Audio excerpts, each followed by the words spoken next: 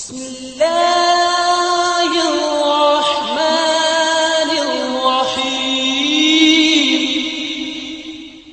بسم اللہ الرحمن الرحیم۔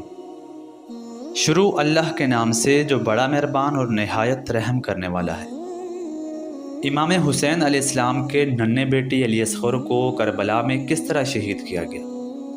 حضرت علی اکبر کی شہادت کے بعد سارا خیمہ تڑپ اٹھا اور امام حسین علیہ السلام سے کہنے لگا کہ اب آپ بھی ہم سے جدا ہونے والے ہیں، اور اب ہم کس کے سہارے رہیں گے اور کیا کیا دکھ اٹھائیں گے۔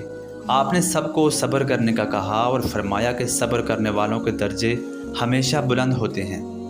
اس کے بعد آپ نے اپنی بیٹی سکینہ کو گلے سے لگایا اور بہنوں کے سروں پر ہاتھ مبارک پھیرا اور فرمایا کہ میری پیاری بہنوں، تم میری اس بیٹی پر خفا نہ ہونا، میں نے جیتے جی تم سب کو خدا کے حوالے کر دیا ہے۔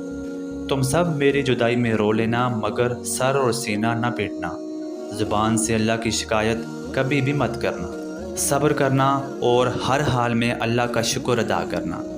جب امام حسین علیہ السلام خیمے سے باہر آئے تو خیمے سے باہر رونے کی آواز آئی۔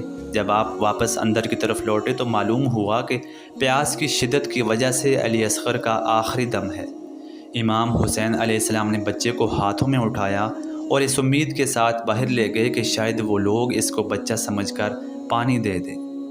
آپ علیہ السلام نے یزیدی فوج سے کہا کہ تمہاری دشمنی تو میرے ساتھ ہے، کم از کم اس بچے کے لیے تو پانی دے دیں تاکہ اس کی جان بچ جائے۔ یزیدی لشکر نے کہا کہ جب تک آپ یزید کی بیعت نہیں کریں گے ایسا ممکن نہیں ہے۔ امام حسین علیہ السلام نے کہا کہ جو شخص دین کی باتوں کو بدلنا چاہتا ہے میں اس کی بیعت کیسے کر لوں؟ ابھی یہ گفتگو ہو ہی رہی تھی کہ ایک تیر آیا اور علی اصغر کے گلے کو چیرتا ہوا نکل گیا۔ امام حسین علیہ السلام نے علی اصغر کا خون ہاتھوں میں اٹھایا اور آسمان کی طرف دیکھا۔